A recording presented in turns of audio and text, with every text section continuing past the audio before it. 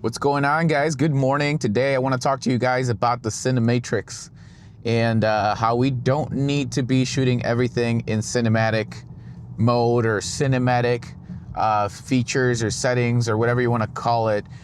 We don't need motion blur all the time, and I think we're making our lives way harder than we need to because we're being sold that you need to shoot your content in this way, which sometimes causes a headache. And I'm all for ND filters and, getting a certain style or a certain look. I get that. I mean, I do that professionally for my clients. But when it comes to vlogging and creating content like this type of content that I'm creating here, vlogs and all that stuff, you do not need the motion blur unless that's what you're teaching in your channel or something like that. It is a style preference, guys. You don't need to shoot in this way. You also don't need to shoot in 4:3.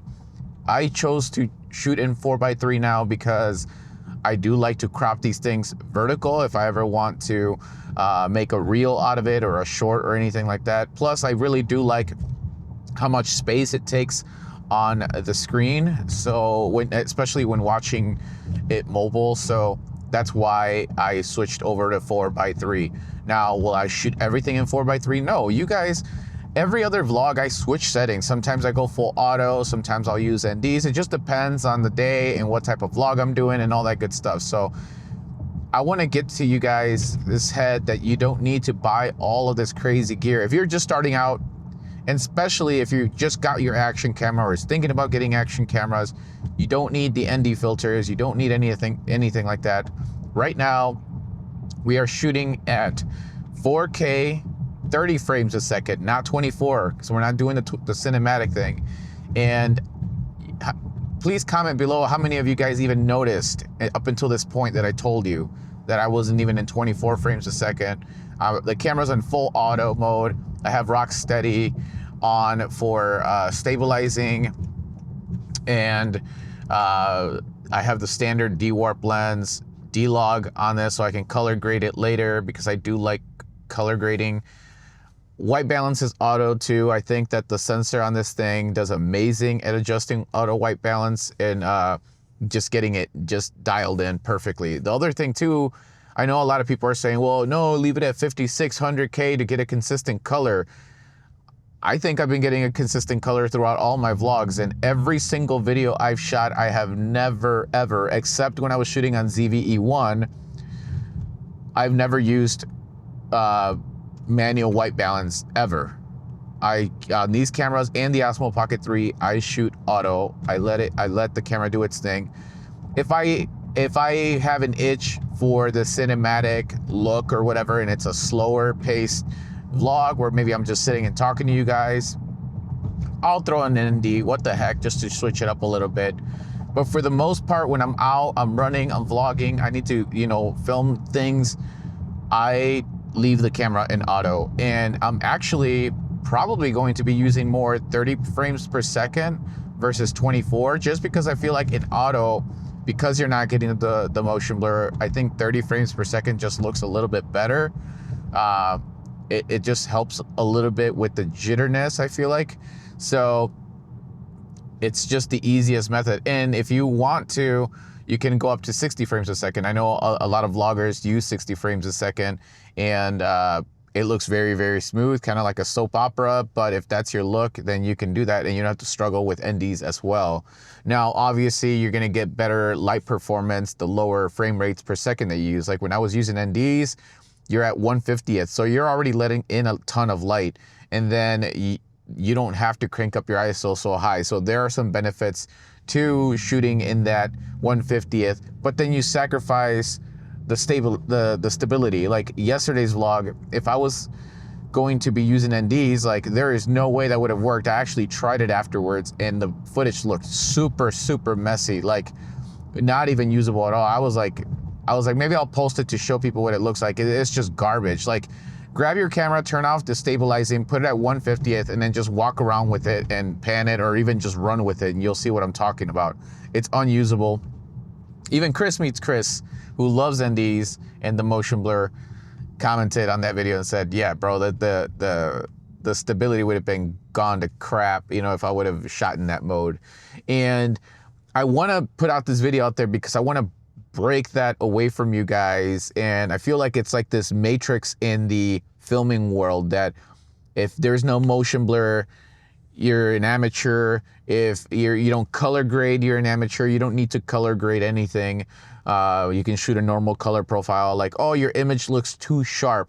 Even that, I would say and argue that it's a preference. Like, if I was to shoot this in normal color profile and it was a little digital looking, I think people would still watch the videos because of the content. I think sometimes people are missing the point of the videos, and you know, and they pay too much attention to the footage and they miss the whole point, you know, why people are making videos. You know, I talked about my burnout in, you know, I've been doing this for 14 years, making videos of photography and all that stuff, either for commercial or weddings, events, all that good stuff.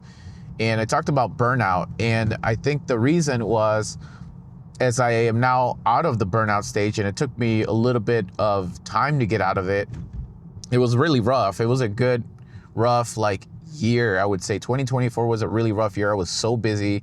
I was so burnt out to the point where I didn't want to shoot anything anymore. I didn't want to like film.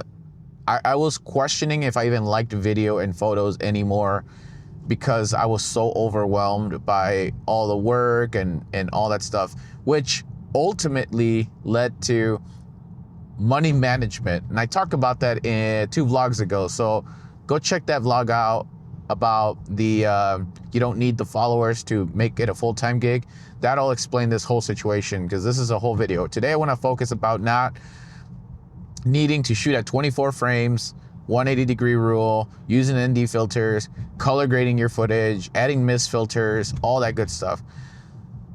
I'm not saying don't buy those things. All I'm saying is that you don't need them. You don't need them. You can start, you shouldn't let that stop you from creating anything. You shouldn't let that stop you from creating videos, from going out there and enjoying your experiences, right? You didn't buy this camera to have the experience be the camera. You bought the camera to take it with you on your experience. It's there to go on the experience ride, not the other way around. And so if you didn't watch the vlog yesterday with the bike, it was a little long, so I'm gonna just start talking about these points right now. But I picked this camera because it doesn't take away from my actual experiences. If I was to go to Zion National Park or the Redwoods or anything, I would not, I would not be taking any NDs or any sort of nothing. I would just turn this thing on auto and let it do its thing. I would leave the full range ISO, full range everything. I wouldn't try to control anything. I would just let the camera do what it was meant to do and point it, hit the button, and enjoy my experience wherever I'm at, because these cameras are supposed to add to your experience and not take away. And if you're fumbling with NDs, all this stuff, you know, all these extra accessories, and now you got to take it off and put it on, and the exposure wasn't right, or you messed up your clip because the white balance was completely off from going inside a building or a restaurant to outside again, and you're just constantly fumbling that you're not in the moment with your partner, your wife, your kids, your friends, then to me, that's already a loss. You've already lost. And all these things, guys, that I'm talking to you guys about is all from experience. I've been there. I do this professionally, and you guys saw my go to my video where it says I talk about my traveling vlog and how I ruined it, which I'm gonna post. Actually, I'm just gonna make a big compilation of my NAB travel vlog, and I'm just gonna put all the clips in there and throw it in there. There's no like actual theme or anything. I'm just gonna throw all of my clips that I recorded, and I'm just gonna keep it on YouTube for my sake as a storage place. So I'll share them with you guys. There's probably a lot of intros in there that I never got through with because I was trying to fumble with settings. I was too focused on what you guys were gonna think. I wasn't even enjoying. I missed out a big part of the experience at NAB because I was so worried about the settings and vlogging and what kind of shots and all this stuff instead of just being there. And I learned a lot about travel vlogging. So if you're gonna be traveling and vlogging and getting one of these cameras, I think that that's an amazing idea. But for the love of God, do not take NDs. Earlier when I was starting on my Pocket 3, you know, videos, I had mentioned about shooting that thing in full auto, and they went out on actually a few subscribers went out on a travel trip, and they took their Osmo Pocket 3 and they tried fumbling with the VND and the ND filters and all this other stuff, and finally they gave up. They took it away and they started vlogging with it in full auto, and their experience just got so much better.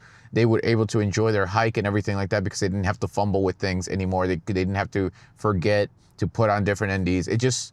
It's so much work to do all of that stuff. If you're doing a slow down vlog, I totally get it, and you want a cinematic, you know, look or whatever for certain things, but you do not need it. If there's anything you can take out of this video, I just want you to understand that there are other ways that you don't have to stick to 24 frames for everything, that you can shoot in full auto, that you don't need to color grade either, because the normal color profile is perfectly fine. Or if you shoot D-Log to get a softer image, you can just slap the DJI LUT, which is provided for free by DJI. You just download it on their website, or even better, you can just use the DJI Mimo app and hit auto color recovery, or I think that's what it's called, color recovery. Yeah, you hit the option on there and boom, your footage is ready to go. Export that clip, post it on YouTube, and you're ready to go.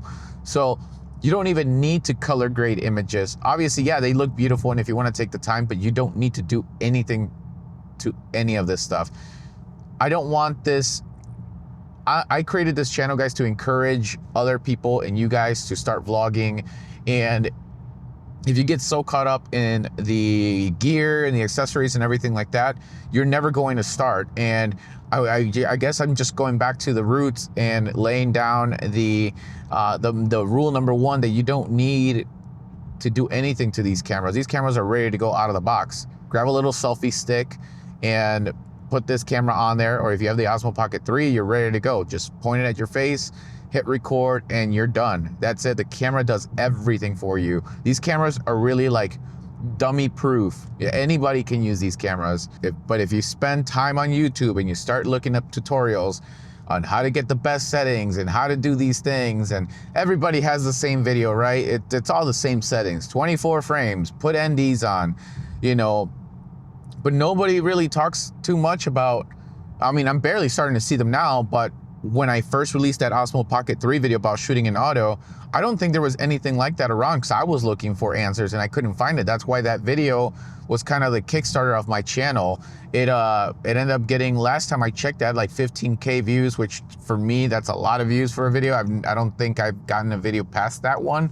And it was funny because it was exactly like a day like today. I had dropped off my daughter from school and I was driving home, and I was so frustrated with the Osmo Pocket 3 because I wanted to love it, but I couldn't get past trying to make it look cinematic, fiddling with the settings all the time.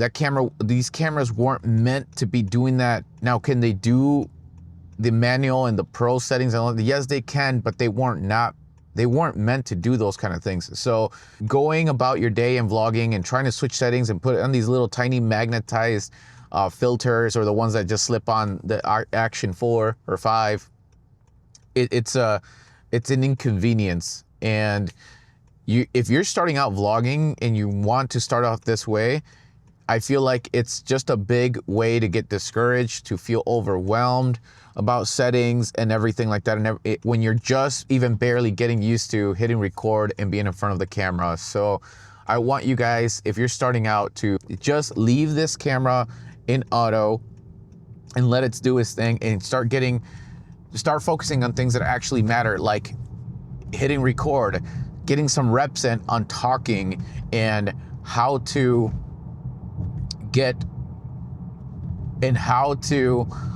communicate with your viewers.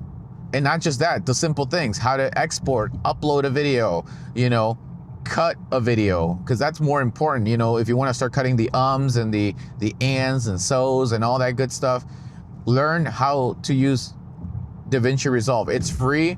I don't recommend CapCut at all. Like I am anti CapCut. I feel like they just try to upsell you everything. And if you really want to take this vlogging or video creating world seriously, start using DaVinci. It doesn't take that much work.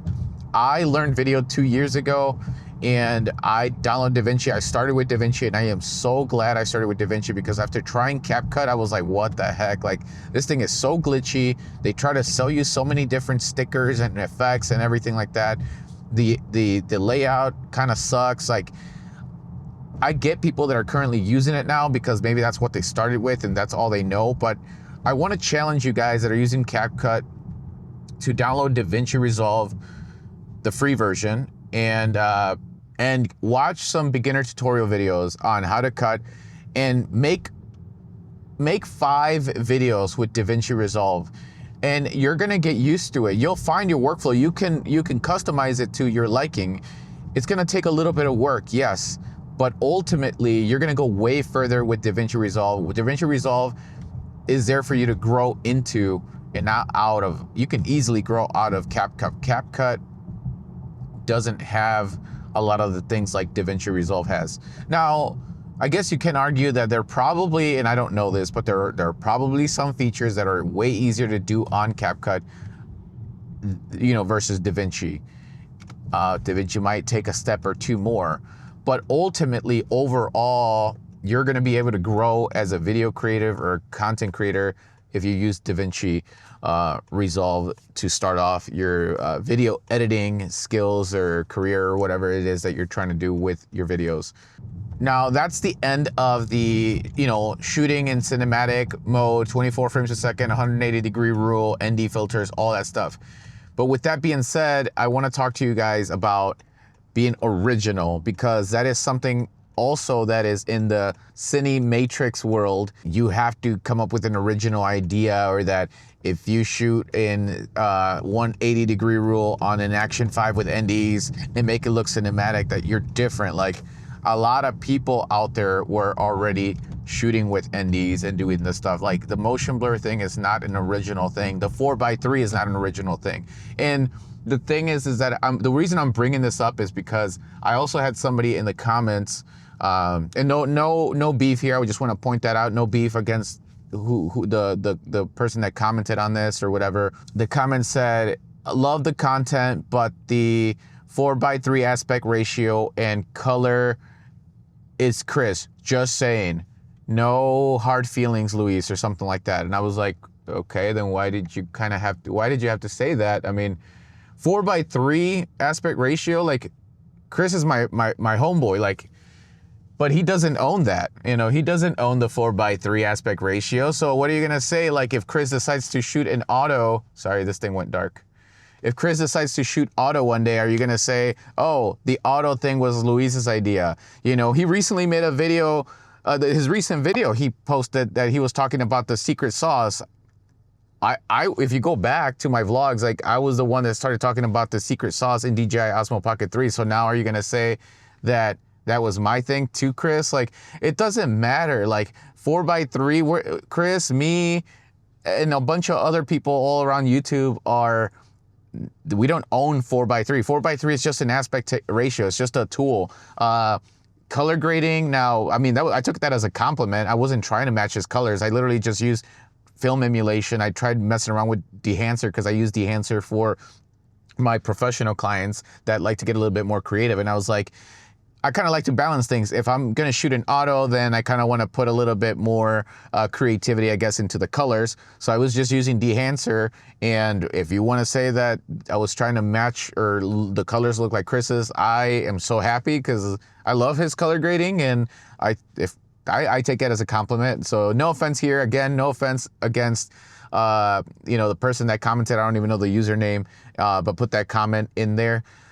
Nothing is original. Even what the topic that I'm talking about right here is original. I feel like a lot of our ideas, even musicians, like a lot of the music you hear nowadays, like a lot of the melodies are taken from even older songs, you know, the actual original ones, you know, and even those were probably taken from a different song. Like, we get inspired by different people. A lot of you guys that started vlogging on the Action 5, somebody at one point started vlogging with these cameras and then started doing different things with it, and then another person did it too and then did it a different way. I'm over here preaching shoot in auto. There's probably other people shooting in auto and putting an ND on. And there's Chris who uses just NDs and doesn't care about micro little jitters in the background because that's just his style. He owns it. That's what makes him him. And I want to tell you guys that what makes the video original is not how you use these tools. It's not that I'm shooting in 4x3. It's not that I color grade like somebody else. It's not that, you know, you're going to put NDs or the motion blur is going to make you all of a sudden, like, you know, blow up on YouTube or whatever you think. All these things that you are copying or whatever are not going to make you any different. What makes you different is you, the content. These are all just tools. The Action 5 camera, that's why I don't gatekeep my settings. I don't gatekeep how I shoot my audio. I don't gatekeep anything because at the end of the day, they're just tools. You can give a carpenter, you know, the same tools that you can give a regular person, professional and everything, and they're gonna create something different, you know. Same thing with the cameras. You can give somebody the Action 5, you can give 5 people the Action 5 cameras and that are creatives and they know how to use these cameras and say, put them on the same exact, you know, place. Let's just say you drop off these 5 vloggers with the same camera, same equipment in Disney, and I guarantee you they're all of their style vlogs are gonna look way different. Even if they all use 4x3, even if they all use 4K, 30 frames a second, you know, 4x3 aspect ratio. What makes the vlog different is you, what you talk about, your personality. It's you. We want to hear you. We want to connect with you, okay? Guys, stop focusing on so much on, you know, what frame rates or all that stuff. Again, right now we're at 30 frames per second. Let me know what you guys think about 30 frames per second, because I'm going to start, you know, I shoot a lot in auto, so I think I'm going to start using 4K 30 frames per second. I hear that social media likes it better and YouTube likes it better. I don't know if that's true anymore because I think YouTube has adapted 24 frames and all that stuff. But a lot of the social media stuff, our phones, I think by default are set to 30 frames per second. In auto, I think it just is kind of like the middle balance between not using NDs and going full auto versus, you know, 24 with NDs, 180-degree rule, Cinematrix. You don't need any of that stuff. But let me know what you guys think about the 30 frames per second. I'm kind of liking it. I'm just judging it by the little screen in front of it here. We're at Starbucks. I'm gonna call my wife and see what she wants. But I hope you enjoyed this topic. I hope I was able to get that whole I hope I was able to get you out of the Cinematrix, that you don't need any of this stuff, that you could just put this thing in auto and go create, start focusing on creating. If all these accessories and all these settings and everything are stopping you from going out there and creating, then that's not a good thing. You know, the best thing is for you to hit record and start talking to the camera, start sharing your experiences, start sharing your knowledge with other people. And I'm gonna tell you that it's so fulfilling. Sharing what you know with other people and helping other people is so fulfilling, more fulfilling than you getting all the fame or clout from the way you color grade, what secret sauces you're using in your videos, and, you know, having people just like worship you or whatever you think that is happening with gatekeeping. Like, I think at the end of the day, sometimes it's kind of like this insecurity thing where we think, and I've been there before, even earlier in my career when I was in my 20s, like I remember I found out how to get these cool warm tones that everybody loved, and I was like, people would ask me and I would just dodge the question all the time. I was like, I don't want to tell anybody anything like that. I'm a full open book on everything. You guys can look up my color grading tutorials. I really don't do anything besides add saturation to my videos. On some of the ones that look a little bit more filmic, I've talked about it in my other vlogs too, I use Dehancer. These are just presets that are on Dehancer. Literally, they got 100 or so film emulations on there that you just click on and they're ready to go. I take the grain off because grain tends to not process correctly, and YouTube compresses it really weird, and it doesn't look good. It looks good on my computer when I export the video, but when I upload it to online, it doesn't process grain very well. I take off a little bit of sharpness in post, apart from taking it off in the camera, and add some, with dehancer, you can add halation, which is like right here on my window, you would see some like red kind of purplish outline. It kind of gives you that like vintage lens defect look, and some softness with blooming, or again, the halation, you can tweak those things. DaVinci Resolve comes with those settings too. You don't need the dehancer too. Dehancer is pretty expensive. If you buy it, I think I paid like $400 or something like that for it. I got the full suite. It's a one-time payment, at least when I got it, it was. I'll put a link in the description if you're interested in getting dehancer. And if you're also interested in seeing a video on how I use dehancer, please let me know in the comments. I'll make a video on that and how to use it to color grade. I just want to teach people how to use these tools, but I also want to teach you guys that you don't need any of them, okay? If you want to play around with them, you got the extra cash, you want to have the magic arm to get different angles, or you want to mount it on a bike, or you want to, that's what this camera's for. It's got all these cool accessories, but you don't need them, okay? Think of it as the Barbie, right? You got the Barbie, that's the doll. You can, you know, buy all these cool accessories. You can buy the Barbie car, you can buy, I just thought of this because of my daughters, like, you can buy the Barbie car, you can buy, you know, Barbie can be a nurse, she can be a mom, she can be, you know, a lawyer, she's everything, right? She's had so many different versions of Barbie, and you can dress her up, but at the end of the day, you could just have the Barbie and still play with her and be able to, you know, do the same thing. You know, the outfits obviously add the sauce to the playing experiences, just like the accessories add to this experience. If you're looking to go for a video and you're focused on that look, and that's kind of like what you're looking for in terms of like, you know, your pacing of the video or the style that you want to, you know, give across, or maybe you're doing a tutorial on the actual product like I do. Like the only time I use NDs is if I'm like sitting down and talking, or if I'm showing off the product or talking about NDs, or somebody has question about NDs that wants to try to use them.